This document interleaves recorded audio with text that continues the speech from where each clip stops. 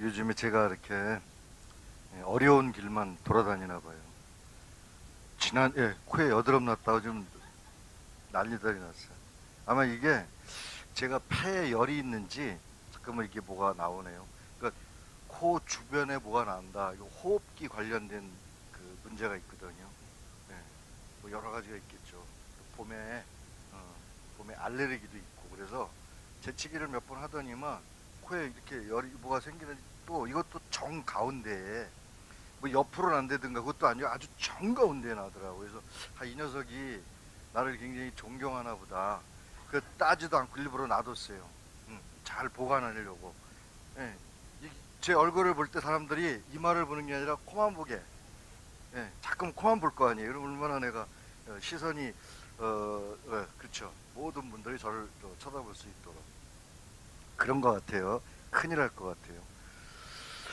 예, 사실 오늘 그 조옥희 교수님이 안 나오셨으면은 너무너무 크게 낭패를 봤는데 여러분들이 좀 감사하다는 마음으로 한번 박수 한번 부탁드릴까요? 예, 예, 예, 감사합니다. 우리 또 조옥희 교수님이 감사하시다고 꾸벅 절을 하셨네요. 사실은 요 생강나무를 지지난주에 하려고 그랬었는데 그 사상체질이랑 쑥 때문에 쑥 캐는 거랑 요거랑 아주 시간이 아주 그냥 막 너무 긴박하게 봄에 있는 재료를 준비해 주세요라고 제가 준비했던 게 사실 생강나무였거든요. 근데 이미 생강나무는 꽃은 적고 또 오늘 강의는 해 드려야 되고 갈등이 굉장히 많았어요. 그래서 오늘은 생강나무를 좀 간단하게만 하고 감맥탕이라고 제가 또 준비한 게 또 하나 있거든요. 그래서 이 두 가지를 오늘 오면서 차 안에서 별 생각을 다 하고 왔죠. 여러분들한테 많은 정보를 드리려면은 간결하게 해서 오늘은 두 커트를 한번 해야겠다라는 생각을 했습니다. 여러분들이 조금 책이 아닌 거라도 좀 나오게 되더라도 여러분들이 좀 시기상으로는 이게 좀 시간이 좀 지연된 거라 이렇게 생각하시고 자 시작하도록 하겠습니다. 여기 보면은 이제 자연건강 약초 발효 이렇게 돼 있어요. 그 다음에 밑에 생강나무, 생강나무를 우리가 매화꽃이랑 같은 시기에 핀다 그래갖고 황매목이라고도 얘기를 해요. 예, 생강나무를 황매목, 황매라 이거예요. 우리가 이제 꽃이 노랗게 핀다 그래가지고 왜 매화꽃 필 때 저게 피지? 예, 그래서 그거를 구분하기 위해서 모랑 구분하기 위해서 산수유랑 구분하기 위해서 생강나무라고 하지 않고 옛날에는 고전에는 황매목으로 되어 있었다. 이제 그 말씀을 드리는 겁니다. 황매목 여기 책에 써 있죠? 예. 오늘 책을 안 갖고 오셔서 그랬나 봐. 황매목 이렇게 보시면 되고요. 자, 그다음에 사냐 초근목피 지수화풍. 제가 요거에 대해 설명해 드렸나요? 네. 여러분들이 왜 이 봄에는 반드시 필요해요. 봄에는 뭐가 나오는지를 모르거든. 대표적으로 산수유랑 생강나무, 즉 황매목이 나온다. 요게 어디에 좋으냐? 피부, 어혈을 풀어주고 면역에 좋은 약초다. 그 다음에 피부 미용에 좋고 어혈에 좋은 생강나무 발효다. 발효 만드시는 건 여러분들이 잘 아시니까 발효에 대해서는 나중에 또 시간 나면 해드리는 걸로 하고 시작하겠습니다. 자, 생강나무 생태 이렇게 되어 있어요. 전번에 보이신 것 같이 생강나무 꽃은 요렇게 나무에 착 달라붙어 있어요. 근데 산수유는 나무의 가지에 위로 올라와서 이렇게 꽃이 펴. 예, 요게 바로 생강나무랑 산수유랑 틀리다는 얘기죠. 예, 산수유랑 생강나무는 나무 가지에 같이 이렇게 가지에 같이 피는데 산수유는 가지가 한 가지가 더 생긴다는 얘기지. 이해 가시죠? 네네. 그래서 요렇게 생강나무들은 바짝바짝 가지에 연결되지 않고 바짝바짝 붙어서 피는데 산수유는 떨어져서 핀다. 요거만 구분하시면은 꽃은 산수유는 꽃이 퍼져 보이는데 요거는 몽글몽글 뭉쳐 보인다. 근데 어느 정도 자라면은 산수유인지 생강나무인지 여러분들이 꽃 보고 헷갈리니까 가지 보고 구별을 해라. 그래서 제가 이렇게 한번 보여드렸습니다. 그래서 생강나무 높이가 4, 5m 내외에 가지가 많이 갈라지며 꺾으면 생강나무 냄새가 나서 생강나무라고 했다. 그래요. 가지를 똑 부러뜨려서 냄새를 맡으면은 생강나무 냄새가 나더라. 생강나무라고 해서 생강으로 쓰는 분들이 있냐고들 하시는데 그게 아니라 생강의 냄새가 나서 사용을 한다. 예. 자, 다음에 생강나무 꽃은 황색의 꽃이 3월에 잎보다 먼저 피고 산형, 무산형으로 하죠. 산형. 산형의 꽃차례가 많이 달려있다. 열매는 둥글고 9월이나 10월에 요 열매로 둥근 열매가 흑색으로 바뀐다. 다음에 요거를 우리가 삼참풍 또는 황맹목 또는 동백나무 또는 개동백 이렇게도 얘기한다. 왜 동백이고 왜 개동백이냐? 이거 똑같아요. 매화꽃 같이 일찍 피고 일찍 펴요. 그래서 보면은 동백이라고도 얘기를 했었다. 자, 맛과 성질은 맛은 맵고 성질은 따뜻하다. 우리 생강이랑 거의 비슷하죠. 맛은 맵고 성질은 따뜻하다. 그래서 감기 걸렸을 때 우리 생강을 끓여서 먹죠. 자, 감기가 걸렸을 때에는 생강은 한기가 들은 풍한 감기에 사용을 해요. 근데 풍열로 바뀌었을 때에는 몸을 따뜻하게 하면 안 되겠죠. 그때는 우리가 계피라든가 이런 것들을 끓여서 생강나무에 계피를 같이 넣어서 그렇게 되면 몸을 더 따뜻하게도 해주지만 열을 좀 내려주는 그런 효과를 주고 있죠. 그 다음에 거기에 더해서 기침을 했을 때 초기 기침을 할 때는 반드시 도라지, 그 다음에 진피. 지난 시간에 진피에 대해서 제가 말씀드렸죠. 네, 진피를 사용해서 쓰시고 그 다음에 그 기침이 오래 가고 저같이 코 주변이 벌겋고 눈이 벌겋게 우리가 목적이라고 해서 눈 알이 벌겋게 열이 있으면 벌겋게 생기는 거거든요. 그러면서 기침을 오래 하면은 기관지염이나 폐에 열이 있다고 보는 거예요. 그래서 그때는 수세미를 사용해라. 수세미에 대해서 말씀드렸죠. 네, 그렇게 하면은 오래된 기침도 거의 안 할 수가 있다. 멈추게 할 수가 있다. 자, 따뜻한 성질 때문에 부은 환부를 가라앉히는 효능과 타박상 칠에 많이 사용된다. 성분 중에 붓기를 가라앉히는 성분도 있다. 그래서 부은 분들한테 쓴다. 다리가 붓거나 얼굴이 붓거나 그런 분들한테 차식으로 여기에는 제가 차로 해서 드실 수 있도록 이렇게 꽃을 따서 꽃을 차로 사용할 수가 있다. 봄에 나오는 거기 때문에 꽃을 따게 되면은 소금물이랑 같이 넣어서 찌는 게 굉장히 좋아요. 예를 들어서 어떻게 하냐? 소금물을 넣고 그 밑에 찜기를 위에 놓고 그다음에 꽃을 넣은 다음에 끓이는 거예요. 예? 그러면은 약 한 10분에서 15분 정도 끓이면은 그 증기에 의해서 꽃을 우리가 법제를 할 수가 있는 거죠. 그 다음에 꽃을 말려 가지고 꽃차로 사용하시면 됩니다. 자, 다음에 생강나무의 성분을 보면은 생강나무 수피에는 시토스테롤과 마스테놀이라고 있는데 그게 캄페스테놀이랑 같이 함유되어 있다. 그래서 요 생강나무 숲이 나무 껍질에는 요런 작용들 때문에 생강나무 가지와 잎에는 방향류 함유가 되어 있으며 주 성분은 이텔롤이라고 한다. 종자유 속에 카프리산과 라우린산 또는 미리스텐산 또는 리덴란산, 동백산, 트리스주 익산, 올레인산, 그다음에 리놀레산, 뭐 여러 가지 이거 산 이렇게 나오잖아요. 산이라는 것은 신거를 얘기를 하죠.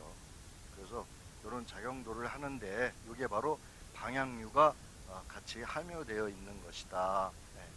그래서 이런 것들은 강력한 항균 기능을 가지고 있고 또는 야자유 또는 호바 오일이 있으며 또는 항균 작용도 같이 해준다. 기능을 강력한 항균 또는 작용 같이 해주고 있다. 이 성분은 줄기, 껍질, 잎에 공통적으로 있는 성분이다. 예, 이건 열매고.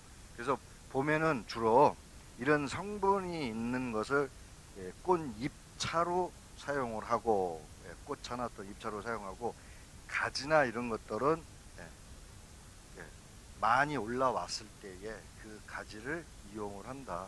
그래서 우리가 이 가지도 예, 굵은 가지를 쓰는 게 아니라 말 그대로 가지야. 우리가 목을 사용해 나무를 쪼개서 사용하는 게 아니고 가지를 사용하는 거예요.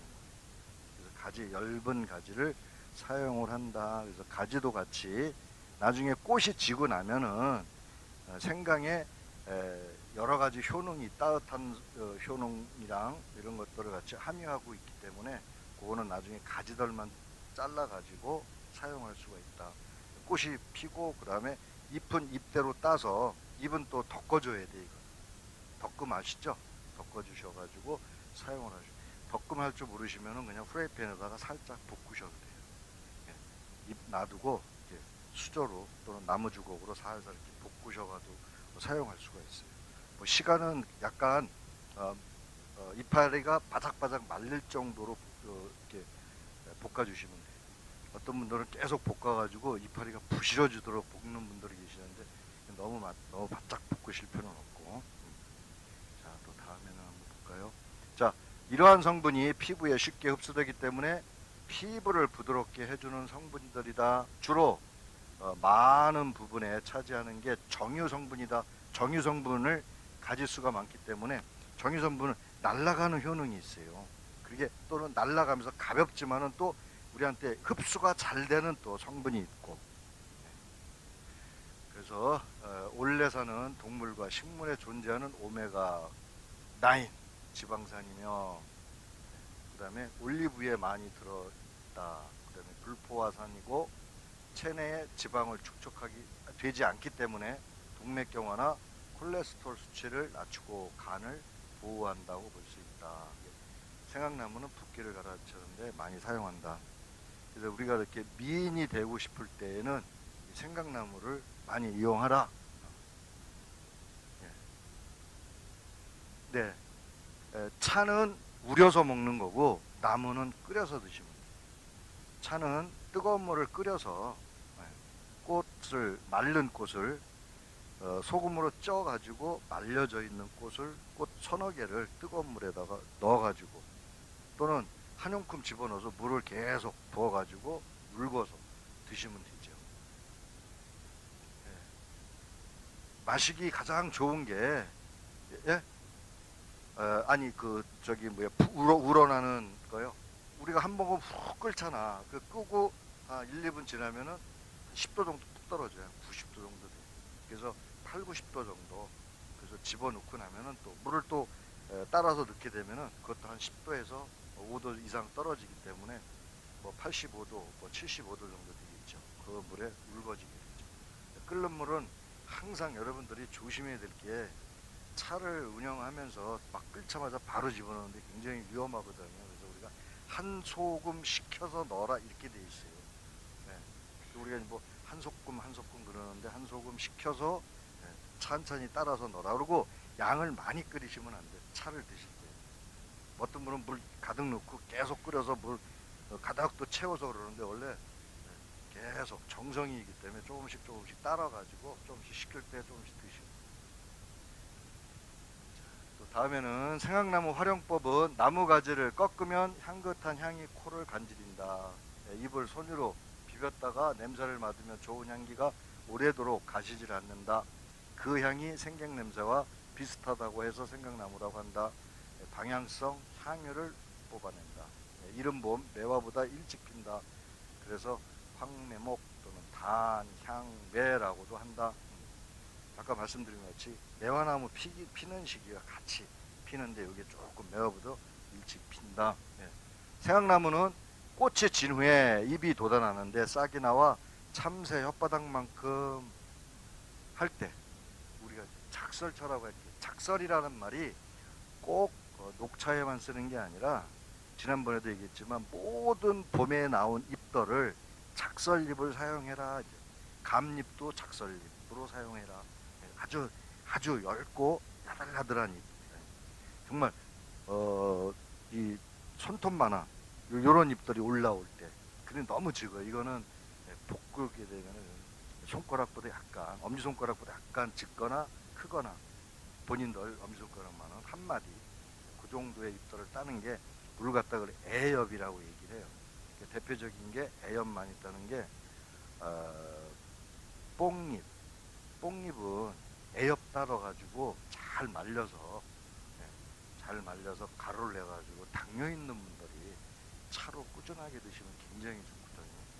그래서 뽕잎을 그때 작설잎을 따라 그렇게 얘기를 한다 이거죠. 그래서 자, 싹이 나와 참새 혓바닥만 할 때 말렸다가 차로 사용한다. 그래서 작설이란 이름을 붙여서 작설차라고 한다. 가을에 잔가지를 잘라 말린 것을 한방에서는 황매목이라고 하여 건위, 복통, 위장을 건강해 하고 복통, 배 아픈 것을 없애주며 해열, 열나는 것과 거담, 담을, 기침할 때 생기는 담을 없애주는 걸로 쓴다. 피부병에 줄기를 삶아 그 물로 씻으면 낫는다. 그래서 황매목은, 생강나무는 가장 중요한 게 가지를 쓴다는 거죠. 네. 우리가 봄에 꽃과 잎을 사용을 하고, 한여름이 지나서 가을에 초목에 들어가기 바로 직전에는 나무 가지들을, 한여름에 쓰는 것들은 이제 독성이 있다 그래갖고 잘 안 써요. 이런 나무도 봄에 나오는 것들은 한여름에는 잘 사용하는 게 대표적으로 쑥이라든가 이런 것도 일단 독이 생긴다 그래서 잘 안 쓴단 말이에요. 생성하고 있는 그 과정에 막 생성된 거는 소설 기능이 있어서 우리가 써도 큰 문제가 없는데, 어느 정도 그 단어가 지난 그 이후에는 것들은 독성을 끌어들인다라고들 얘기를 해요. 뭐 정확한 거를 다 분석한 건 아닌데 보통도 그렇게들 인지들 하고 있어서, 그때보다는 가을 거지할 때 독소가 어느 정도 빠졌을 때 그때 사용하는 게 좋다라고도 얘기를 하죠. 우리가 대표적으로 토마토는 파란 걸 먹으면 안 된다라는 얘기를 해요. 토마토는 반드시 빨갛게 익혀 먹어라. 그래서 우리가 파란 거 사서 저장을 하고 있다가 점점점 완전히 익을 때까지 기다려서 빨간 걸 사용하듯이, 토마토는 푸른색 있을 때 가장 독성이 많다고 얘기를 하죠. 그래서 우리가 요 나무도 아주 한여름에 잘라서 사용하지 마시고 가을 거지 할 때쯤에서 쓰시면 좋다. 자, 요거의 이제 효능을 보면, 수피의 효능을 보게 되면은, 생약명으로는 참풍이라고 얘기를 한다. 이 나무 가지를 참풍이라고 하고, 맛은 맵고 약상은 따뜻하면 화혈, 소종, 어혈. 화혈, 혀를 돌게 하고, 소종, 잔종기들 있죠. 잔종기, 뼈두락지 같은 거, 그런 것을 없애며, 그 다음에 뭉쳐있는 혈, 우리 어혈이 졌다 이렇게 얘기하죠. 어혈을 없애는 탁월한 효능이 있고, 진통, 굉장히 통증이 심하게 아픈 거, 신경통, 결리고 아프고 신경 써서 아프고 기타 등등, 어혈종통, 우리가 부닥쳐서 푸렇게 멍든데 거기에 통증이 있을 때, 그다음에 타박상, 염좌, 발목 삐거나 아팠을 때의 치료에 월등한 효능을 볼 수 있다. 그래서 우리가 발목 빈 사람들 옛날에 이거 삶은 물을 먹고 그 물로 담궈서 피부에 접촉을 해서 빨리 낫게 하는, 이걸 끓여가지고 삶은 물을 먹고 그래 발을 담궜다, 그런 기록들이 있죠. 다음에 생강나무의 효능을 보게 되면은 산후병으로 명확으로 알려져 있다. 그러니까 아기 낳고 난 뒤에, 산전병이 아니라 산후병이라고 그랬어요. 염좌, 신경통, 진동, 산호통, 그 다음에 간염, 간경화증, 골다공증, 기침, 몸의 마비, 얼굴이 실룩실룩한다든가 손이 저린다든가 팔이 이렇게 비틀어진다든가 뭐 기타 등등 마비 증상, 또는 근육통, 두통, 관절통, 신경통, 타박상, 소종, 화력, 피부염, 어혈, 종통, 혈액순환, 복통, 항염, 알레르기, 여러 병증 치료에 좋은 효능을 볼 수 있다. 생강나무는 여성이 아이를 낳고 몸조리를 잘못해서 생긴 산후통이나 산후풍의 특효약이다.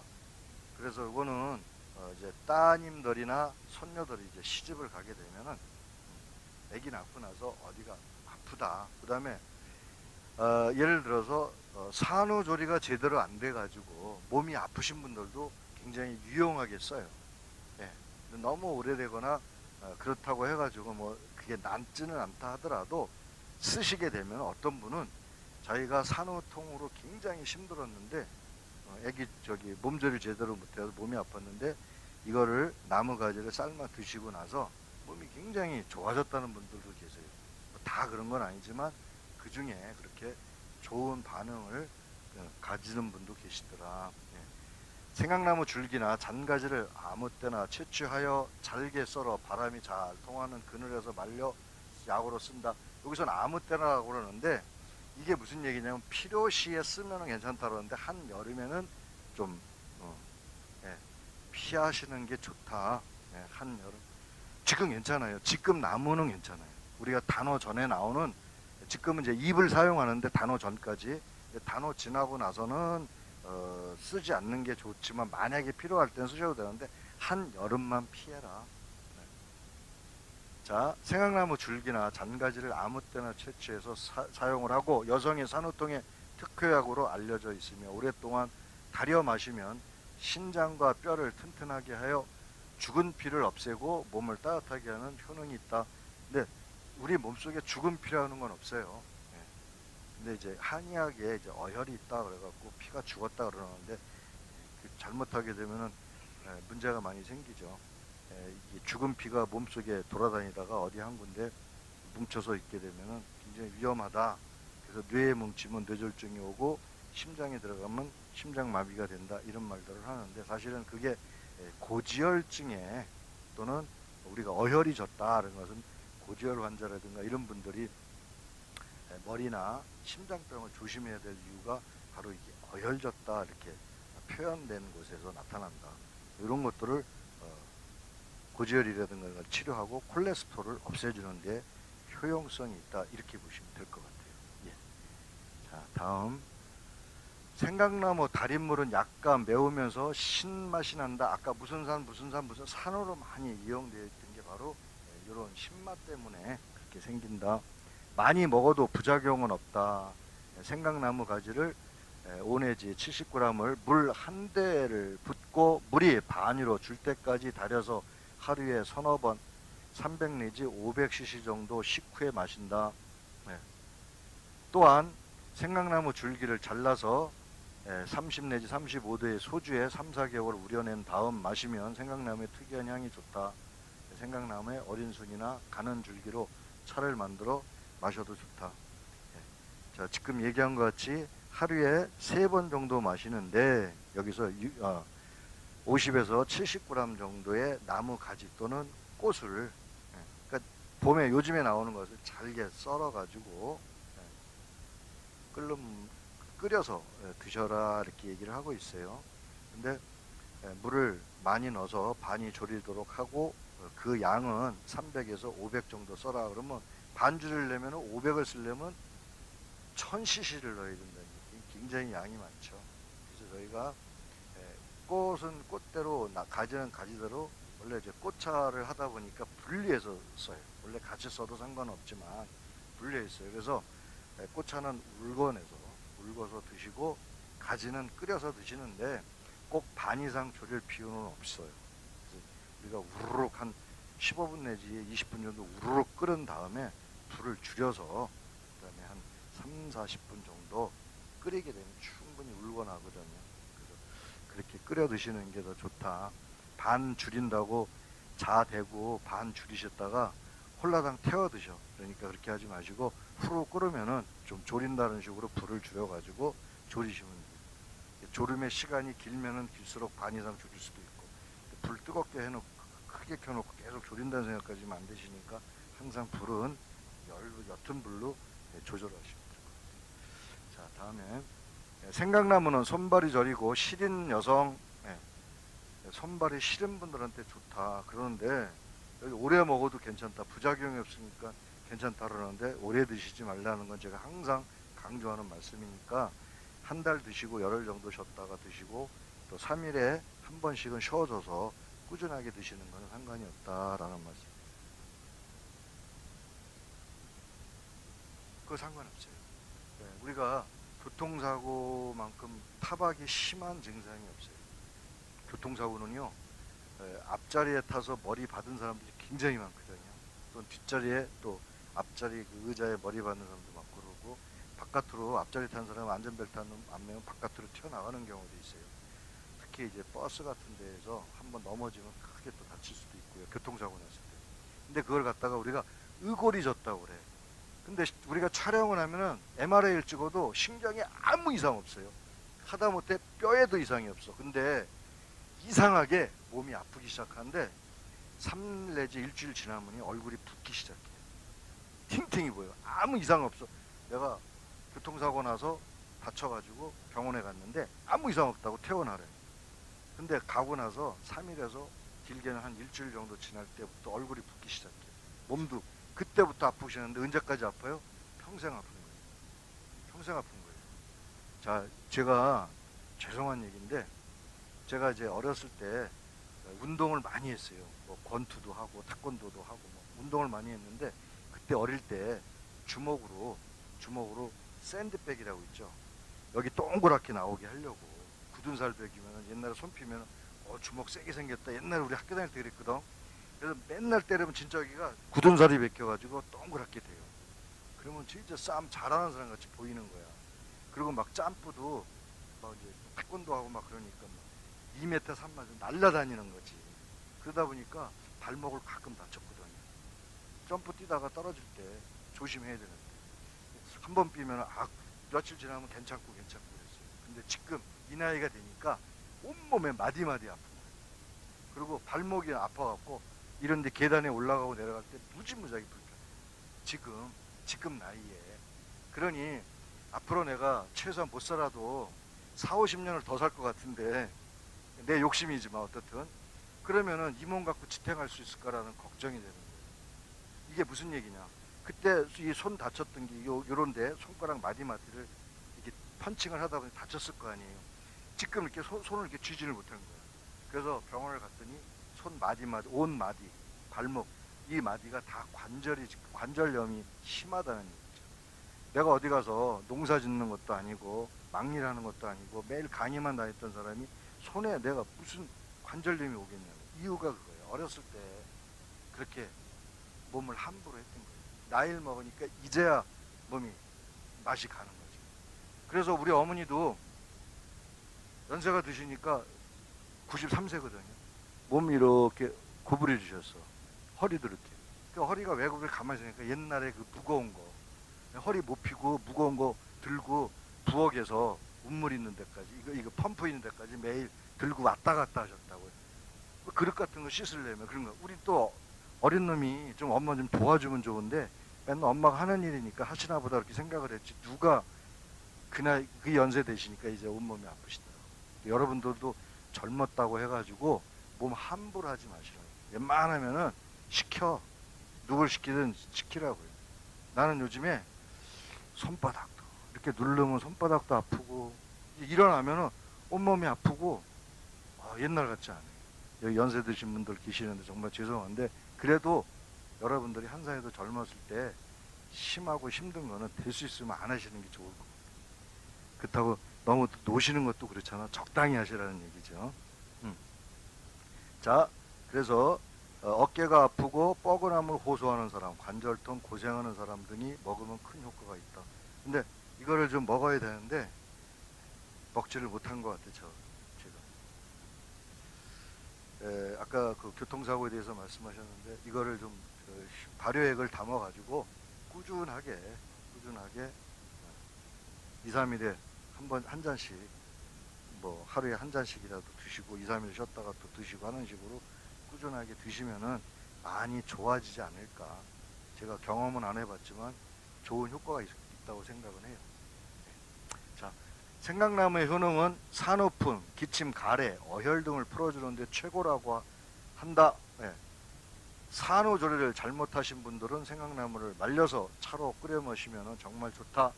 네. 비슷한 증상을 보이기도 하고 또는 산후통 원인의 어혈과 찬 기운 두 가지를 싹 없앨 수 있는 좋은 약이다라고 요약할 수가 있다. 예. 여성분의 60%가 산후조리가 안 돼서 지금까지 몸을 아프신 분들이 많이 계세요. 근데 본인들이 더 잘하세요. 예. 언제 그러냐? 양력보다는 음력 액이 났던 그때가 더 아프세요. 양력은 상관이 없어요. 그러니까 여러분들이 음력이랑 양력을 한번 체크를 하시는 거야. 만세력이 없으면 인터넷에 들어가서 저 애기들 있잖아요. 딸이든 아들이든 간에 생년월일을 음력으로 한번 찾아갖고 그때쯤 되면 내 몸이 어떤 걸 한번 확인해 보세요. 그때쯤에 몸이 안 좋다 그러면 황매목이 생강나무를 여러분들이 발효액을 만들어서 꾸준하게 드시면 굉장한 건강을 찾지 않을까 그런 생각이 듭니다. 다음에 산후통은 여성이 아이를 낳은 뒤 나타나는 병으로 흔히 산후풍이라고 한다. 여성이 아이를 낳고 나서 찬바람이나 찬 기운을 맞았을 때 팔, 다리, 허리, 어깨, 신경선, 뼈마디가 쑤시고 저리고 시끈거리고 아픈 증상을 우리가 산후통이라고 한다. 그런데 산후의 문제를 잘못해서 생기는 병으로 서양 여성한테는 거의 없고 동양 여성한테 많이 나타납니다. 아기 낳고 서양 사람들은 바로 일을 하거든요. 네, 오늘 낳았으면은 내일부터 출근을 해요. 근데 한국 사람들은 애만 낳으면 이상하게 얼굴이 팅팅이 다 부어. 이상해요. 애만 낳으면 부어요. 네, 그게 유전적인 영향이 있다라는 얘기를 해요. 그래서 동양 사람들은 일단 애를 낳으면 무조건 몸조리를 해야 돼요.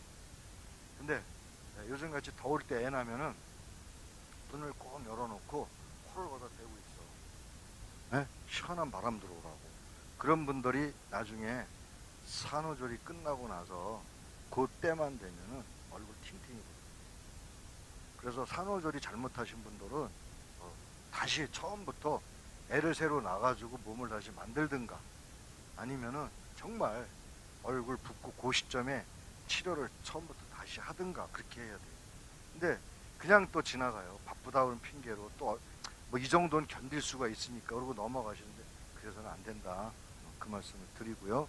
특히 우리 한국 사람이나 중국 사람들도 그냥 일 바쁜 사람들은 애 낳고 한 3일만 지나면 바로 일들 나가거든. 근데 우리 한국 사람들은 3, 7회를 꼭 지내야 돼. 21일을 20하루를 산후조리를 반드시 해야 되는 게 원칙이에요. 근데 외국 사람들이 요즘에 중국에 제가 지지난주에 이제 중국 갔다 왔는데 요즘에 이제 한국의 산후조리원을 그대로 리모델링을 해가지고 중국에서 지금 그대로 하고 있거든요. 전국적으로 하고 있는데 재밌는 게 프로그램이 굉장히 많아.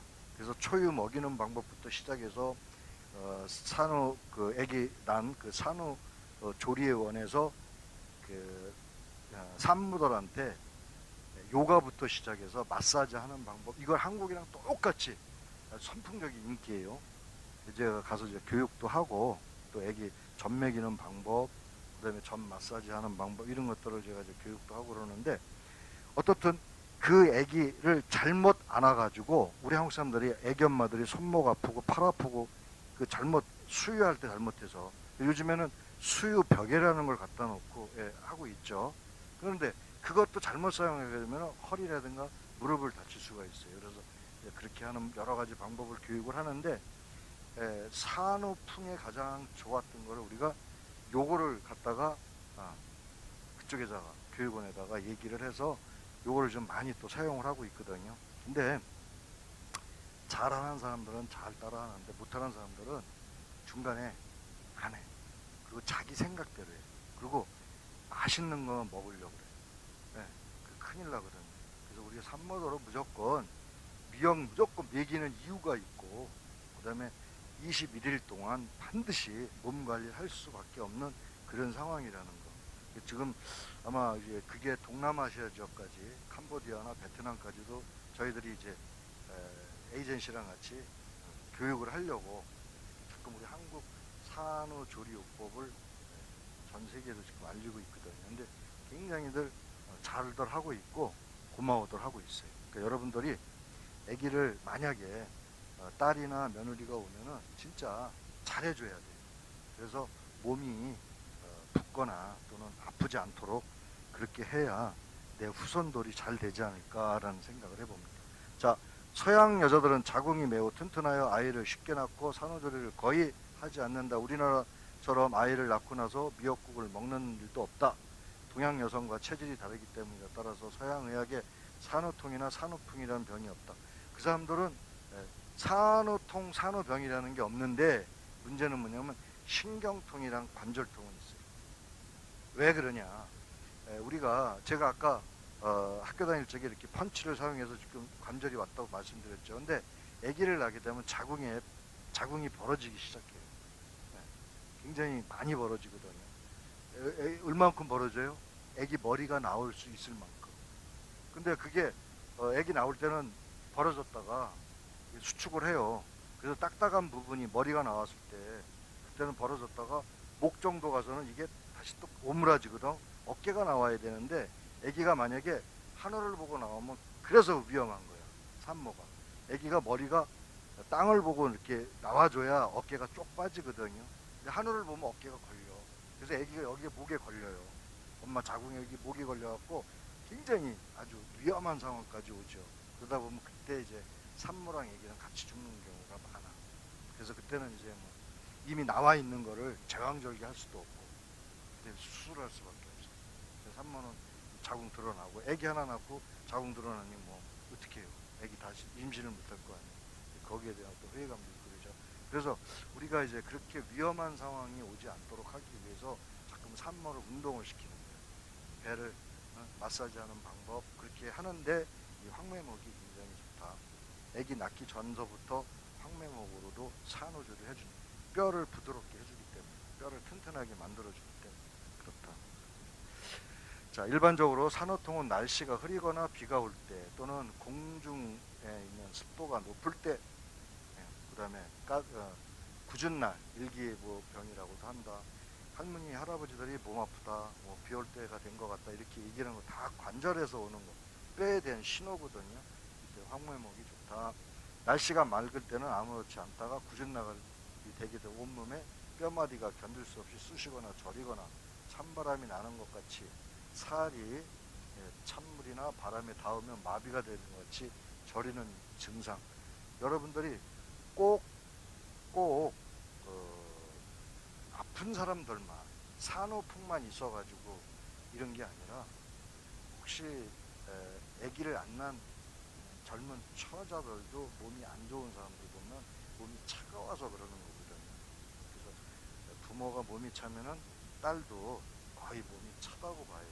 그런 애들이 있으면은 미연에 방지하는 식으로 이렇게 해서 주게 되면 굉장히 좋다. 차로 또는 끓여서.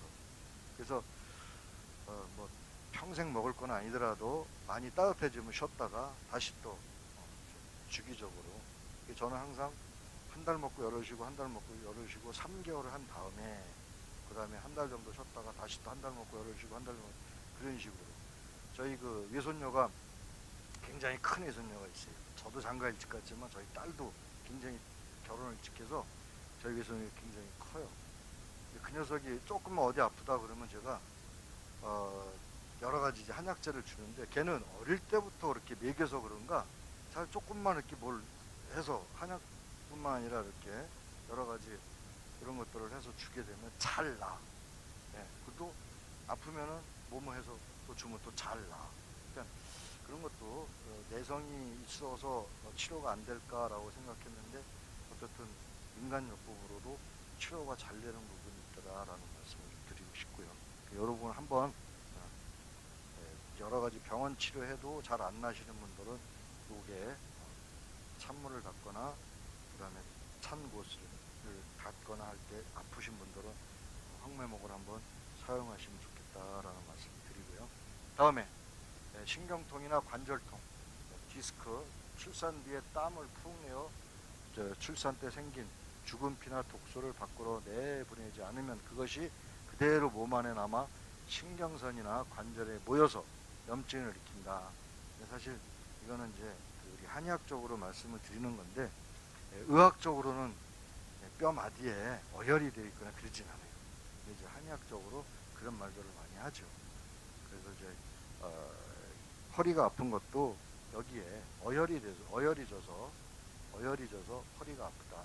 그럼 허리만 여기 허리 뭐 1번부터 시작해서 5번까지 어떻게 아프느냐에 따라 통증이 어디로 오느냐, 다리로 오느냐, 바깥으로 오느냐, 이 앞쪽으로 오느냐, 여러 가지 허리에 이제 여러 가지 병이 오게 되는, 또는 척추의 모든 병 때문에 허리도 아플 뿐만 아니라 신경통으로 몸 전체가 아플 수 있고, 또는 경추 때문에 팔, 다리 여러 가지 영향이 있을 수도 있고, 전체적으로 신경에 어혈이 껴서 그런 게 있다라고 이렇게 지금 얘기를 하고 있죠. 여러분들이 허리 아프거나 엉덩이 시큰거리고, 그 다음에 자궁 때문에 골반이 아프거나, 또는 고관절, 우리 고관절 아프게 된 여러분들이 그런 말 하죠. 환도가 아프다, 환도가 시다. 이게 바로 이게 산후풍 때문에 그런 거예요. 이게 바로 환도가 시다고 얘기했던 게 이런 부분들.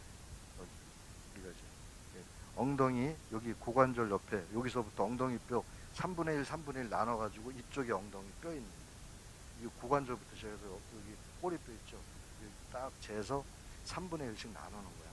그래서 이 바깥쪽 3분의 1 여기를 갖다가 환도 또는 환조, 그래서 환도시단 말이 여기가 아픈 걸, 한 엉치 아픈 거를 환도시다고 얘기하죠. 그때는 황매목이 좋다.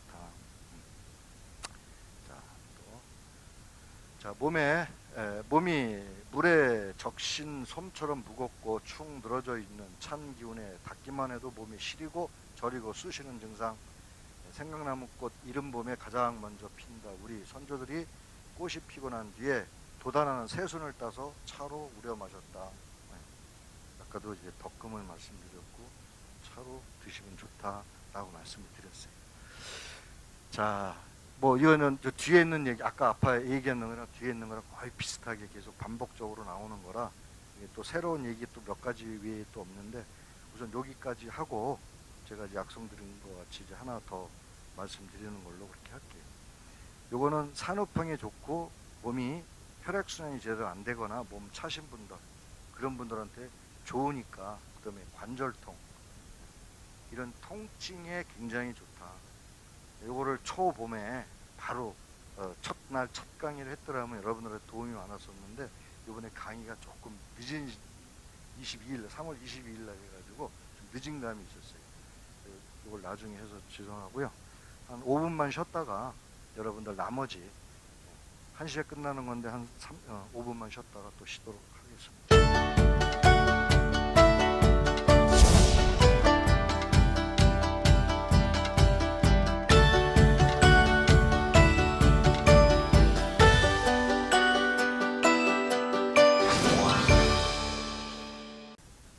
자, 다시 시작하도록 하겠습니다.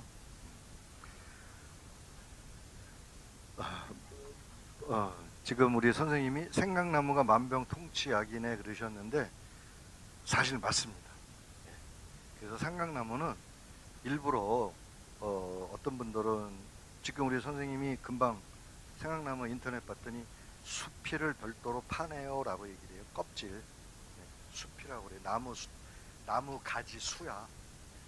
가지 지자도 있지만 나무 숫자란 말이에요. 우리 가로 수할 때 쓰는 그 숫자인데, 그 껍질이 굉장히 좋다는 얘기야. 나무 가지 껍질, 수피라고 얘기해요. 나무 가지도 좋지만 껍질도 좋다. 자, 네.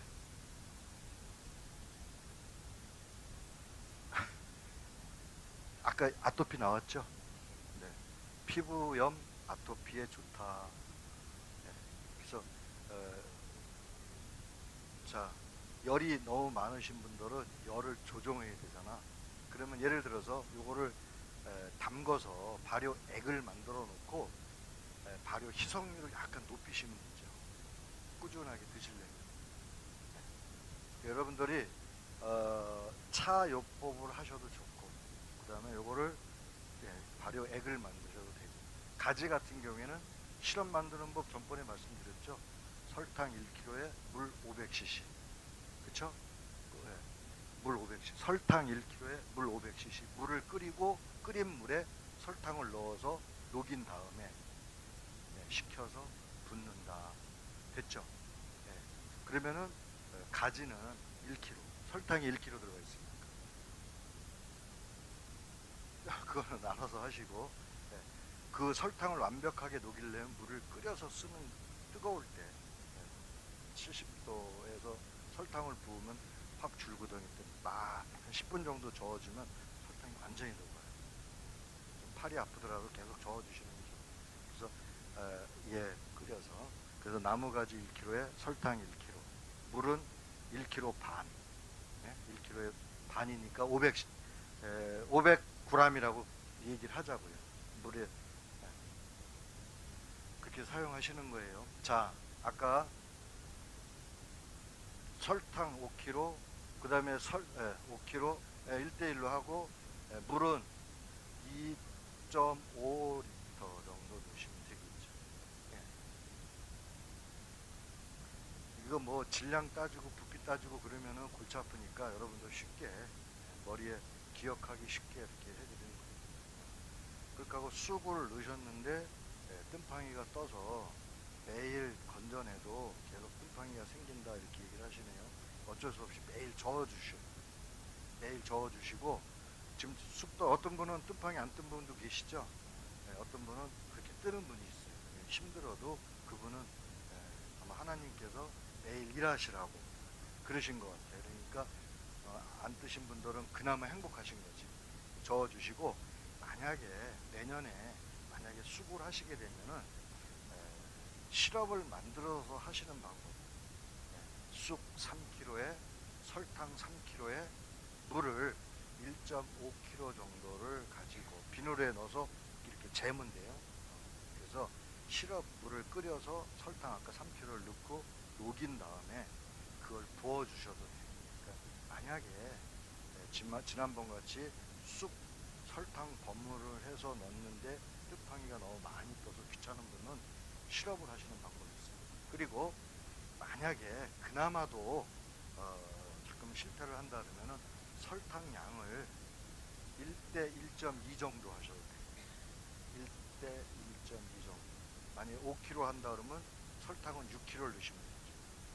근데 설탕이 많으니까 여러분들이 이건 뭐 설탕 덩어리 아니냐 그렇게 얘기를 하는데 드실 때 희석을 하시니까 절대 설탕물은 아닐 것 같아요. 그렇지만 실패는 안 한다는 얘기죠. 원칙을 따지려면 1대1이 좋고 그 다음에 발효를 좀 빨리 시키려면 1대 0.8, 1대 0.6으로 하셔도 돼요. 여러분들이 하시다 보면 선수가 돼서 조절을 하시는 거예요. 요즘에는 가장 중요한 거는 집에서 저는 이제 한번 매실이 곧 나와요. 매실이 나올 때에 여러분들이 황매를 하는 것보다는 청매가 좋아요. 황매는 익어가지고 나중에 부유물이 누렇게 뜨거든요. 뿌옇고 그러니까 어떤 분들은 뭐 상한 거 아니냐 그러는데 절대 상한 건 아니에요. 황매보다는 청매가 좋고 치료 효과도 청매가 좋아. 근데 이제 어떤 분은 황매가 좋다고 하는데 청매가 좋다는 거 일단 말씀을 드릴게. 근데 청매는 산도가 높기 때문에 황매는 산도가 약하거든요. 그래서 산도가 약하니까 이게 좋다라는 분이 계시는데 치료할 때는 청매로 많이 씁니다. 그 말씀을 드립니다. 됐죠? 나중에 또 유용한 정보를 드리도록.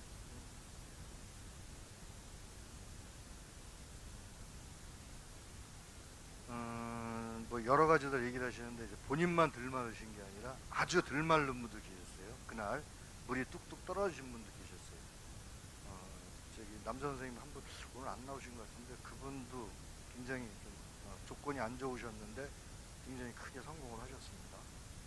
꼭 물기 때문에 그러진 않은데 사실은 물기가 영향은 있다. 전혀 아닌 건 아니다. 그 말씀을 드립니다.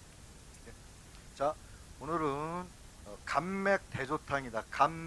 그래서 감초, 매가, 그 다음에 대추 이 세 가지를 쓰는 거예요. 감맥 대조탕. 자, 감맥 대조탕은 감초, 매가, 소맥, 그 다음에 대추.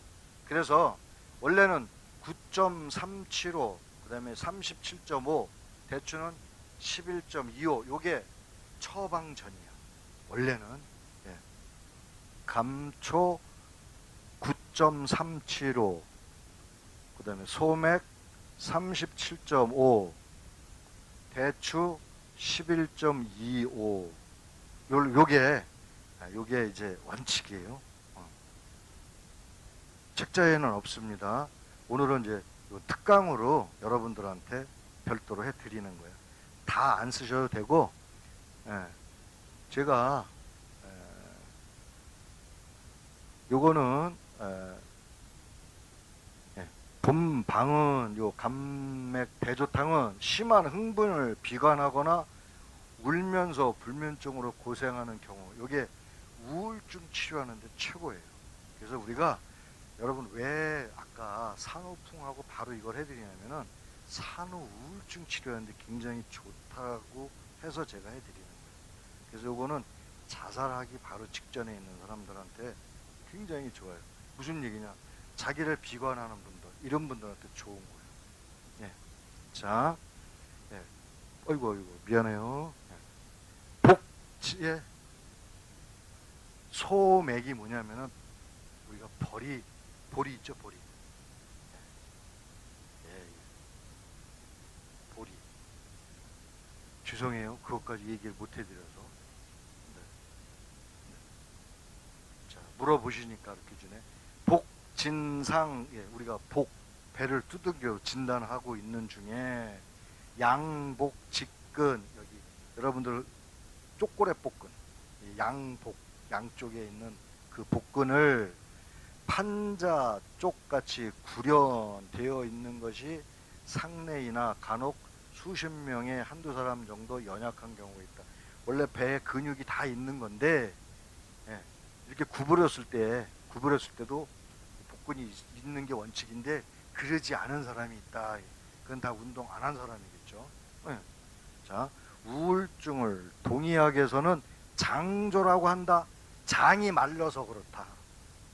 네, 우울증은 장에 문제가 있다. 그걸 보는 거예요. 그래서 우리가 우울증 환자는 장이 건조해서 그렇다 해서 장을 부드럽게만 그렇게 해서 치료를 하는 거예요. 자, 그래서 내장 전체가 유기체로서 정체성을 잃고 정상적인 생리기능을 떠나 복잡한 불협화음과 정서가 문란해진 상태를 말한다. 정신적으로 억울하고 마음이 괴롭고 조급하며, 그래서 우울증 환자를 보면요, 성격이 날카로운 게 급해서 그래. 마음이 뭘 하려고 그러는데 안 돼. 근데 빨리 하고 싶어. 그러면 100% 요거는 우울증 환자라고 본다. 그러니까 여러분들이 승질 급한 놈을 가만히 보면요, 예민해 있거든요. 자기 대로 안 되니까 우리가 그런 환자들을 정신병으로 봐요. 그래서 우리가 요즘에 최근에 TV에서 무슨 말을 하냐면은 정신병자를 조현병 그런 말을 해. 일부러 좋게 얘기를. 정신병자다 이러면 기분 나쁠까봐, 야, 너는 조현병자 같아. 조현병을 잘 모르거든. 근데 결국은 너는 정신병자, 그 얘기랑 비슷한 얘기죠. 따지고 보면은. 예. 자, 무고히 슬퍼서 울고 싶은 것을 주요 임상 표현으로 일종의 질병으로서 청년, 중년 여성에게 좀 많이 발생을 한다. 여자분들이 좀 까칠한 여자분들 많잖아요. 응? 옛날에는 억울한 거를 누르고 살았어요. 그 다음에 남편이 술 먹고 때려도 맞고 살았어. 근데 그거를 한 번 맞아 두 번 맞아 맞으면요, 때려줘야지만 내가 살 것 같아. 그래서 자꾸만 남편한테 때려달라고 덤빈다니까.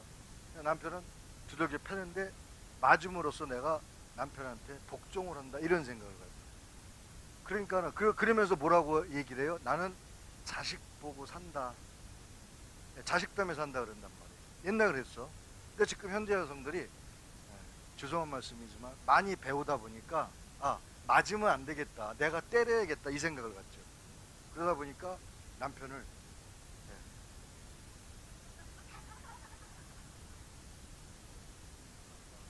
그래서 이제 여자를 비하한 말은 아니고요, 여성분들이 맞는 게 길들여져 있어가지고 무슨 말만 하면은 저 남자가 나 때리려고 그러는데 내가 잘해야지. 그래서 그렇게 맞고 계셨던 분들이 남편이 돌아가시면은 두 가지 때문에 울어. 하나는 안 맞아서 기분 좋아서 울고, 하나는 그리워서 울고. 근데 후자가 더 많다. 예. 그래서 남편들이 옛날에는 일부 다처는 아닌데 작은 마누라 세컨드, 서드, 더드까지 다 섭렵을 하고 죽을 때 꼭 퍼스트한테 와. 병들어도 돈 다 날리고. 그런데 그 사람을 안아주는 거예요. 누가? 부인이. 그래서 정조문도 세워주고 너 잘났다고. 근데 거기에 여자들이 뿅 가서 정조문 세우려고 더 충성을 많이 하는 거죠. 그러면서 한다는 얘기 뭐라고 그래요? 효부라고 얘기를 해. 자금. 네? 효부라고. 지금 안 받고 말지만 옛날엔 줬단 말이에요. 그러다 보니까 그 정조문 세우려고 아니 되옵니다. 그러고 뭘로? 은장도로 자기 몸을 지키는 거예요. 그러니까 여자의 정조도 지키지만 대를 잇고 집안의 가문을 지키기 위해서 그랬다는 거죠. 그게 무슨 사상? 유교 사상이 팽배되어 있던 시대였죠.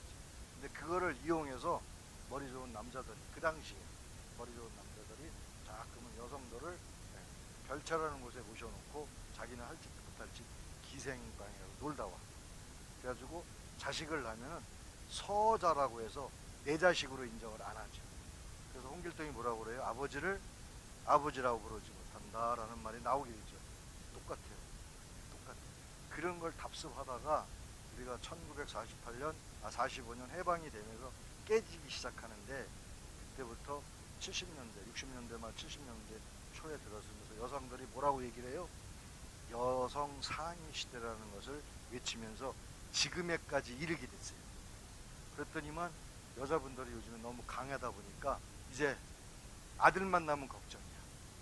이 녀석이 마누라한테 주워 맞고 살지는 않을까. 이게 이제 걱정이 되는 거죠. 그래서 이제 우울증 걸리지 않는 며느리를 찾으셔야 되는데 만약에 걸렸다면 이걸로 쓰시면 돼요. 됐죠? 네. 여기저기서 지금 난리가 났어요. 음이 소모되어 간을 상하게 되면 간기 울결 때문에 화병이 생긴다. 화병이 생긴다. 자, 정신 사유가 바르지 못하고 생각하는 그런 생각하는 게 정확하지 못하고 그리움과 같은 사려, 생각을 너무 깊이 하는 사려가 과도하게 되면 마음의 음이 왕성해진다. 그래서 손발이 뜨겁고 배를 덮고 손발을 내놓고 자는 이런 심음증, 음허증이다 이렇게 돼요. 그래서 마음을 바르게 가누지 못하게 되면 비기가 울결되고 진액을 생성시킬 수 없게 되어 이런 상황이 오래 지속되면 육장, 음액이 부족하게 돼서 정신사유가 영민하지 못하다 멍청해진다. 신지는 신장에 있는 원천지 기를 얘기를 하는데 그게 불편 또는 불량하다, 불량한 질환이 발생한다. 자, 간은 소설 주관 기능을 가진 장기로서 소설 기능 뭐라고 그랬어요? 우위로 자꾸 솟구치는 거. 요즘 계절을 우리가 소설 기능의 계절이다. 생성의 계절, 자라나는 계절, 우위로 오르는 계절, 그 다음에 새롭게 만들어지는 계절. 그게 간이 주관한다. 그래서 목화토금수 하면 여기에 봄, 여름, 그 다음에 사계절, 그 다음에 가을, 겨울 이렇게 나눠져 있다.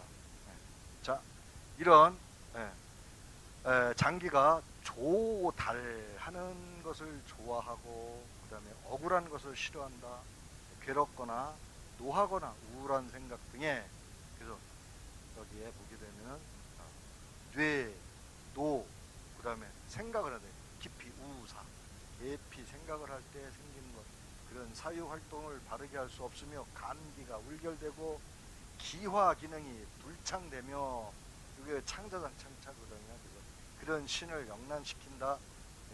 조절 기능을 거꾸로 가게 해준다. 교감신경과 부교감신경 활성을 받아야 되는데 거꾸로 가게 한다. 그래서 우리가 그럴 때 최근의 병명을 자율신경 실조증이다 그렇게 얘기를 하는 것 같다. 그 얘기 지금. 자, 이런 억울함이 오래 지속되면 화로 음을 상하게 함으로써 왕성한 간목, 목화토금수에서 목은 간이잖아요. 그래서 간목, 화심 그렇게 얘기를 한다 이거죠. 그래서 비토, 토는 목화토금수의 토는 비장, 위장이잖아, 그죠? 비토를 상극함으로써 목극 토잖아. 토극 화, 화극 금 이렇게 돼 있잖아. 상극함으로써 비는 윤화작용으로 윤화 기능으로 상실하게 되고, 따라서 탁한 담이 내생하려며 탁담이 열로 화하여 한편 나아가 담과 위를 상역하게 된다. 이거 전번에 제가 목화토 금수 상생에 대해서 얘기를 했죠. 예, 지금 똑같은 얘기예요. 목화토 금수네. 목극토, 토극수, 수극화, 화극금, 금극목. 이게 상극이야. 예, 그러니까 목이란 말이에요. 간목이 위장을, 토는 비장과 위장을 얘기하고, 이건 간과 담을 얘기하고, 화는 심장과 소장을 얘기하고, 금은 폐와 대장을 얘기하고, 수는 신장과 방광을 얘기해. 그러면 목이 안 좋으면은 이걸 극한단 말이에요. 토를. 응? 그러니까 비위도 안 좋다는 얘기지. 그러니까 비장 위장이 안 좋으니까 신장이랑 방광이 안 좋다 그 얘기야. 만약에 그렇죠. 그러니까 내가 한 군데가 안 좋으면 역으로 생각하면 다 안 좋대. 그럼 내가 이 간을 고치기 위해서는 간장을 고치면 안 돼. 위장을 고쳐줘야 간의 역할. 이걸 그걸 못하게 만든다 이거야. 위장만 고쳐주면 이게 나으면은 신장도 자동적으로 나요. 그래서 우리가 여기를 뭐라고 얘기를 하고 이거를 자라고 얘기를 하는 거야. 요거는 나란 말이야, 나. 네?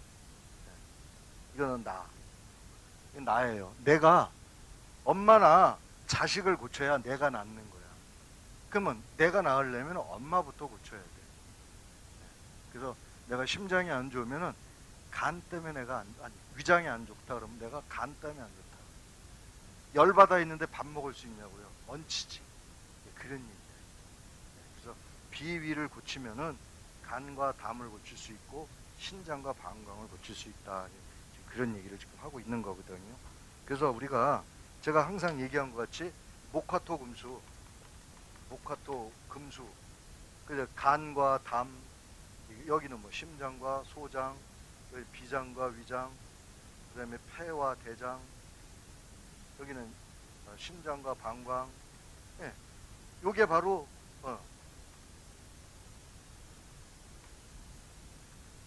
여기가 동쪽이에요. 이게 동, 남, 그 다음에 여기는 중앙이야.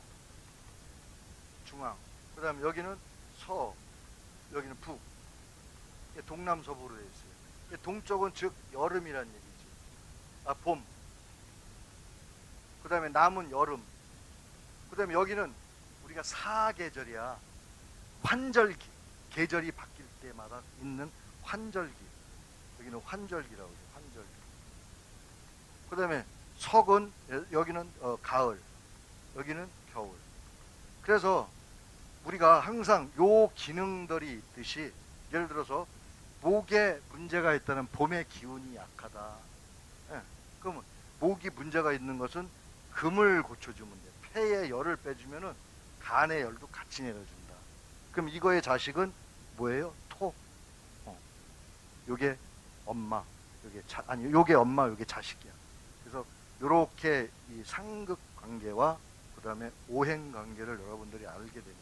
상생은 도는 거 아니에요. 네?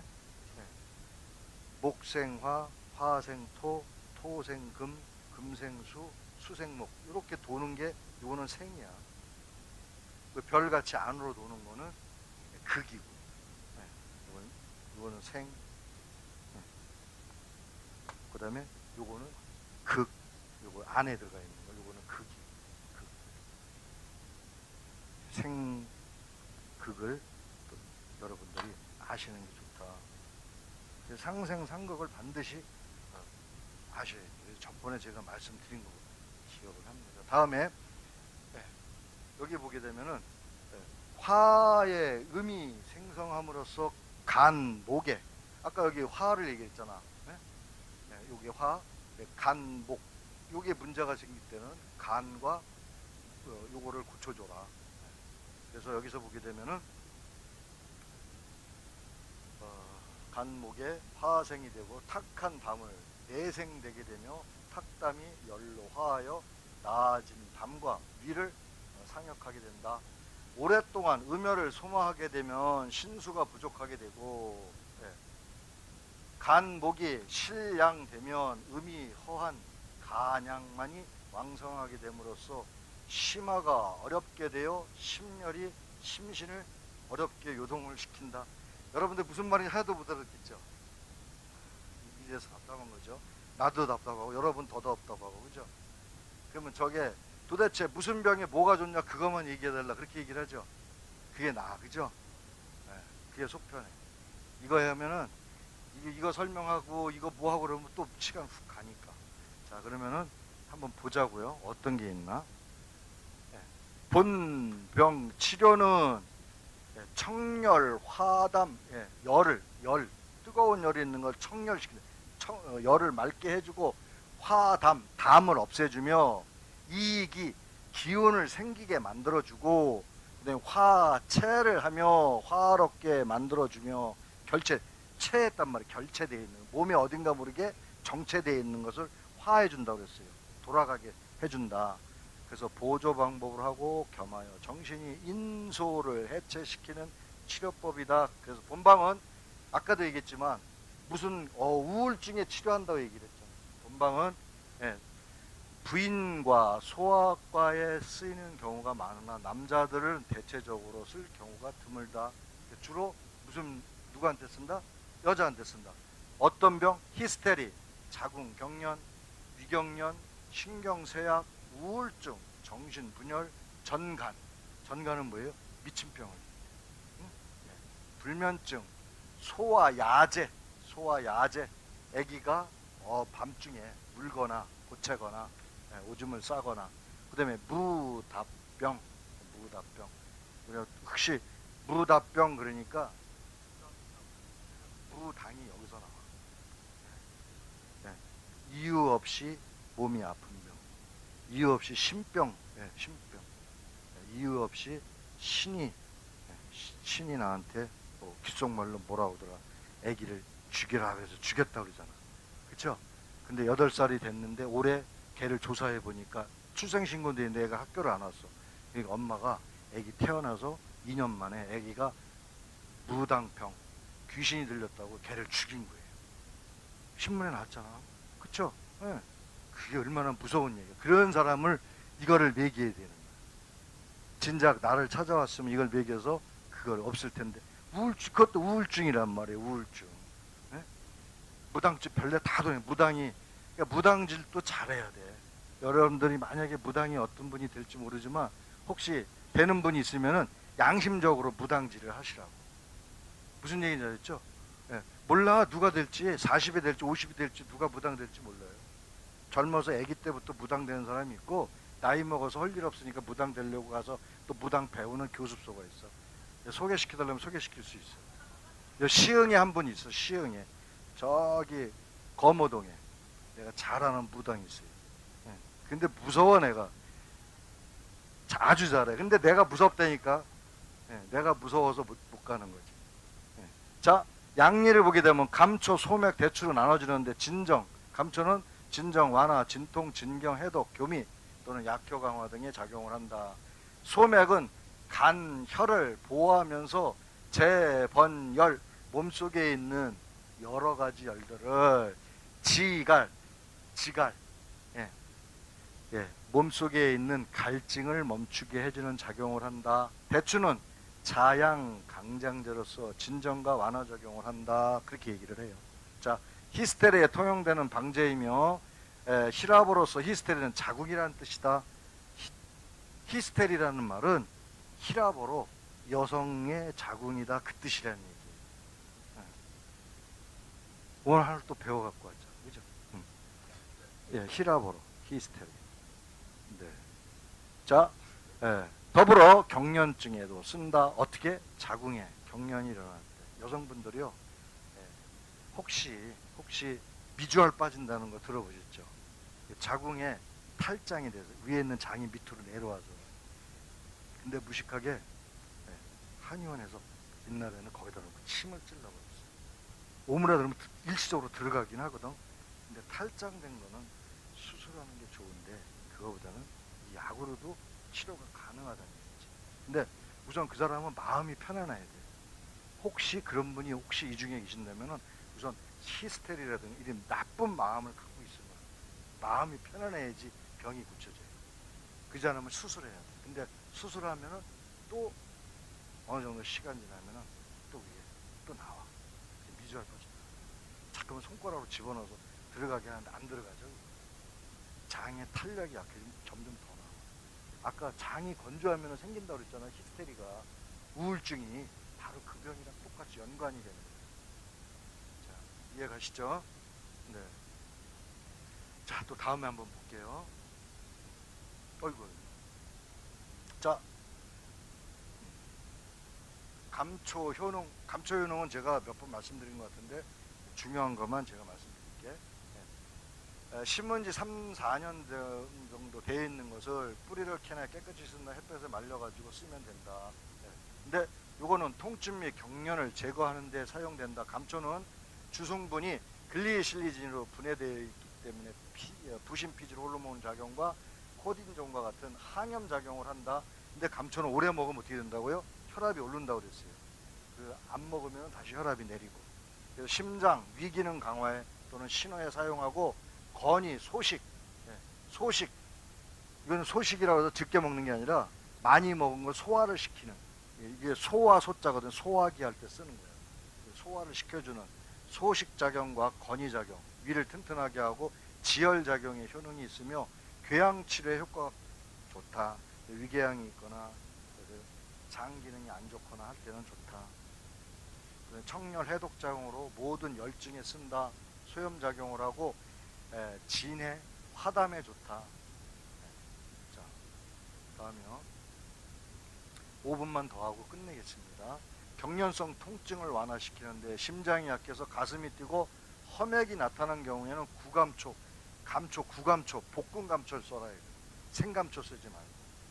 예, 감초도 법제에서 쓰는 거예요. 그냥 생감초 쓰는 거 아니에요. 생감, 또 구감초 또는 이제 초감초, 초해라 써라. 초해서 초감, 구감 이렇게 똑같은 얘기죠. 볶아서 써라, 구워서 써라. 그래서 생지왕, 맹문동, 대추를 가미해서 뭐 당삼과 같이 3에 5삼이 있어. 5가지 삼. 인삼, 당삼, 그 다음에 봉삼, 그 다음에 또 뭐가 있어요? 사삼, 마지막에 뭐가 있을까? 단삼이라고 있어요. 단삼 굉장히 인삼보다 더 좋아. 원래 혈액순환 안 되고 고혈압 환자 이런 분들한테는 단삼이 최고예요. 인삼을 먹지 못하는 사람은 단삼으로 가요. 그래서 우리가 5삼이라고 해요. 5가지 삼을 쓴다. 자, 뭐가 있어요? 인삼, 단삼, 봉삼, 사삼, 또 무슨? 맨 마지막에 인삼, 단삼, 봉삼, 사삼, 맨 마지막에 당삼. 자, 인터넷 지금 두던겨 봐요. 얼른 5삼 치면은 5가지의 삼, 5삼 두던겨 봐요. 다 나와. 자, 위궤양, 12장궤양의 감초, 그 다음에 당삼 또는 백출. 여기 당삼이라고 얘기하죠. 단삼, 당삼. 이 당삼 때문에 5삼 얘기를 한 거야. 건강과 배 앞에서 상복한다. 상복, 항상 먹는다. 매일 상자. 자, 유선염, 젖에 문제, 유방에 문제 있는 사람, 포공용, 지정처. 포공용은 뭐예요? 민들레. 자, 모든 외과적인 창상, 골마 있거나 가려웠거나 창 부스러기가 아니라 부스럼. 이럴 때에는 금은화, 연교, 생지왕에 쓴다. 금은화는 기침할 때도 굉장히 좋아요. 알레르기성 기침에 굉장히 좋아요. 금은화. 하나는 금꽃, 은꽃이 같이 펴. 금색과 은색이라. 인동초 얘기를 하죠. 금은화 인동초. 자, 감기 초기의 해수에는 전호, 그 다음에 길경이 뭐예요? 도라지야. 행인은 뭐예요? 은행나무 씨. 인자, 자자 그런 게 들어갈 때는 씨를 얘기한다. 자, 위통에는 감초는 급한 통증을 잠시 억눌러주는 효능을 가지고 있고 위경련이나 궤양에 인한 통증을 참기 어려울 때 말린 감초 10g에 물 300cc를 넣고 달여서 마시면 통증을 멈추게 한다. 자, 위궤양은 제가 넘어갈게요. 네. 자, 네. 네? 뭐예요? 위궤양 해줘요? 네. 궤양이 있으셔? 자, 위궤양은 감초와 오족골이 뭐예요? 오징어뼈? 예, 갑오징어. 옛날에 그거 많이 썼어. 지혈작용에 많이 썼어요. 손 비고 그럴 때 오징어 가루 뿌리면은 냄새가 좀 그래서 그렇지 많이 썼다고. 예, 그 오족골, 위궤양에 쓰는 거예요. 자, 오징어뼈를 똑같이 섞은 다음 가루내어 하루에 3-4번 걸쳐서 4 내지 6g씩 빈속에 따뜻한 물로 복용해도 증세가 가벼워진다. 항궤양 작용과 매개 역할을 하는데 세크렌틴이 분비를 촉진시킨다. 뭐가? 위궤양에. 입안에 염증이 생기거나 목이 쉬며 가래가 기침이 계속되고 감초 뿌리와 줄기를 달여가지고 양치질을 하거나 감초 8g에 물 2컵을 붓고 2컵이면 몇 cc? 400cc 붓고 물이 반으로 줄 때까지 달인 다음 아침 저녁 점심으로 나누어 마시면 약이 된다. 속을 편안하게 소화기를 안정시키고 기운을 돋구며 누렇게 볶아서도 쓴다. 그래서 감초는 생감초 쓰는 게 아니라 어떻게 하라고요? 볶아서 써라. 그래야 위장병이 좋다. 이 생감초를 쓰게 되면 위궤양이라든가 위염이 잘 안 나요. 그거는 독을 제거는 해줘. 치료가 약해. 그래서 우리가 생감초 쓰는 건 주로 몸속에 있는 독소를 빼주거나 약을 독한 약들이 있을 때는 그냥 생감초를 써요. 볶은 거로 쓰시는 게 좋다는 얘기지. 근데 생감초도 나쁘지는 않아요. 어떤 사람들을 생감초를 또 쓰냐면은 전번에 얘기했나 농약 뿌리다가 온몸에 농약 마비됐다 가지고 그 아줌마 먹고 내가 5g만 먹으라니까 50g 해가지고 많이 먹었고 신장을 버렸다고 몸 팅팅이 벗다고. 그렇게 생감초를 그냥 쓰게 되면 그런 부작용이 올 수가 있다니까. 원래 그런 부작용이 오지 말아야 되는데 그때는 볶은 걸 쓰면 돼. 그렇지만 그 제독도 돼요. 근데 확률이 조금 이제 빠지지. 뭐 10%가 빠지라든가 그렇게. 자, 입안에 창이 생길 때 쓴다. 따뜻하게 데운 우유를 붓고 죽처럼 개어 발라도 좋다. 이때 꿀을 조금 넣으면 훨씬 좋다. 이런 거는 이제 갈아가지고 분재로 해서 꿀 넣어가지고 사용하는 방법을 얘기를 하죠. 자, 다음에 약물이 중독됐을 때 누렇게 볶은 구감초와 검정콩을 함께 달여 마시면 신통한 효과를 얻는다. 술을 담가 마셔도 좋다. 감초술은 좋은데요. 감초술은 좋은데 너무 많이 마시면 굉장히 안 좋아요. 얼굴 많이 보여요. 그래서 이거는 병 치료용으로 사용하시는 거죠. 다음에 잘게 썰어 말린 감초 100g에 소주 1.8리터를 붓고 햇빛이 들지 않는 서늘한 곳에 2-3개월 보관해 두었다가 마신다. 감초에 단맛이 있으므로 다른 약술처럼 따로 설탕을 넣지 않아도 된다. 약술에는 우리가 꿀을 타서 드시는 분들도 계시거든요. 너무 써가지고. 이거는 감초는 그냥 다른 술이랑 같이 희석해서 드셔도 좋다. 그런 얘기. 자, 밀가루 거꾸로 얘기하자면 내가 오가피주를 했어. 근데 오가피주가 떡더럼하고 좀 맛이 좀 술 말 그대로 술이야. 그러면 거기다 감초를 넣고 같이 먹어도 좋다. 그 얘기. 한 5대1 정도 비율, 한 20% 비율 정도 넣어서. 자, 밀가루와 감초가루를 2대1 비율로 섞은 뒤 물을 넣고 풀처럼 반죽하여 얼굴에 바른 다음 10분가량 후에 찬물로 씻는다. 이게 무슨 얘기예요? 얼굴에? 네, 얼굴 팩하라 이거죠. 제가 전에도 와서 얘기했죠. 팩 싼 거 왕창 사다가 오이 마사지도 하고 이런 마사지 하고 그 다음에 그 미백 때는 전에 그 얘기했죠. 아주 신 거 뭐가 있죠? 네? 레몬을 하나를 사가지고 그거를 강판에 갈아 껍질 벗기고 그러면 물이 되잖아요. 그 물 해봤자 얼마 안 나와. 그걸 얼굴에다 놓고 얼굴 바깥에 나가서 얼굴이 시커멓게 탔어. 그러면 우선 오이팩부터 해. 오이를 강판에 갈아서 즙으로 얼굴에 그 마스크팩 얹어놓고 그 오이즙부터 바르고 오이즙 꾸덕꾸덕 말릴 때쯤 돼서 레몬 달아놓은 걸로 바르기도 얼굴이 하얗게 진정돼서 미백이 돼. 그거를 매일 같이 하시면은 저녁 때 자기 전에 매일 같이 하면 얼굴이 매일 하얘져. 나중에 흰둥이 돼, 흰둥이. 예. 나중에 흰둥이 돼서 알아보지 못하면 안 되지. 자, 예, 요거는 기름, 주근깨, 그 다음에 기미에 쓴다. 여드름에도 좋은데, 예, 나랑 관계없어요. 지금 나랑 관계없다고 이제 책가방 싸시는 거예요. 예, 나랑은 관계없지만 내 딸이나 며느리 또는 부인, 애인한테 그건 이제 알아서 하시는 거고. 자, 여기 보면 항염증, 항혈소판 효능에 좋다. 예, 녹내장을 개선할 수 있으며 그 녹내장에도 좋고, 그 다음에 항바이러스 곰팡이 효능이 있다. 그래서 항곰팡이를 없애는 방법. 예. 그 다음에 금기사항은 만성 간염, 담즙성 간질환, 간에 병 있는 분들은 좀 조심을 해라. 뭐가? 뭐가? 감초가. 고혈압도 여기 보면은 장기간 복용해서 칼륨 혈증, 고나트륨 혈증, 부종 얼굴 붓는다고 얘기했잖아요. 고혈압, 심장계 기능 부전 등이 일어날 수 있다. 그래서 부작용은 감초에도 있다. 그 말씀입니다. 소맥은 굉장히 많이 쓰는데 항산화로서 노화 방지, 성인병 예방에 중요한 역할을 하고 영양소가 있으며 필수 지방산의 세포 탄력성, 혈중에 있는 콜레스테롤 축적 방지 또는 호르몬 형성, 신경, 피부, 모발, 생식 기능 건강에 필수 불가결한 게 굉장히 좋다. 이렇게 얘기되어 있어요. 그래서 여러분들이 아까 생강나무가 만병통치 같죠. 또 소맥도 이거 보면은 만병통치.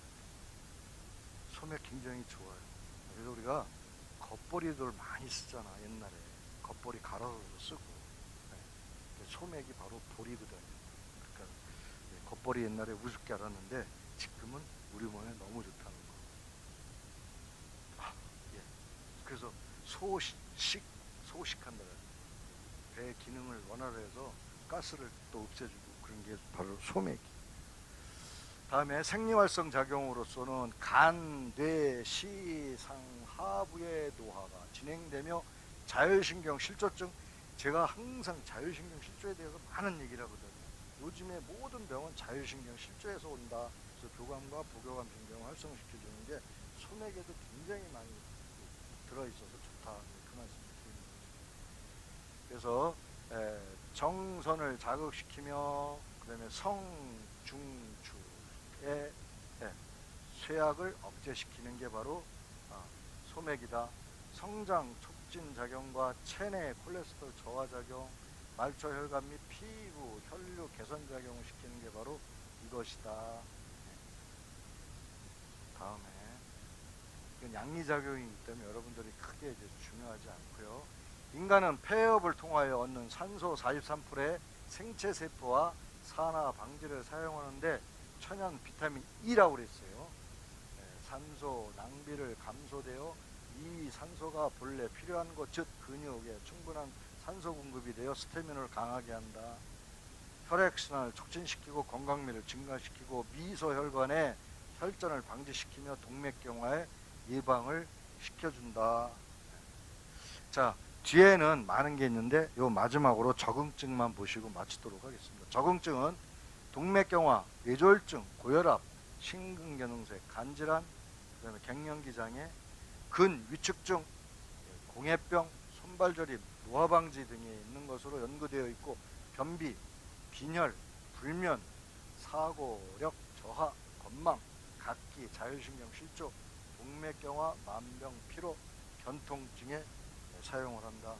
자, 오늘은 두 가지가 다 만병통치약이다 이렇게 생각을 하실 거예요. 그래서 이거는 남성보다는 여성한테 좋다 이제 그 말씀 드리고요. 아까 생강나무는 산후풍에 좋고 그 산후풍에 의해서 우울증 오시면 반드시 요거를 같이 해줬으면 좋겠다 그 말씀을 드립니다. 제가 중요 부분을 발췌를 해가지고 제가 메일로 우리 대표님한테 메일 번호 저한테 넣어주시면은 제가 메일로 대표님한테 넣어드릴 테니까, 예? 밴드에다 올리면 안 되고, 제가 이거는 강의 자료들 너무 많이 돌아다녀요. 여기 또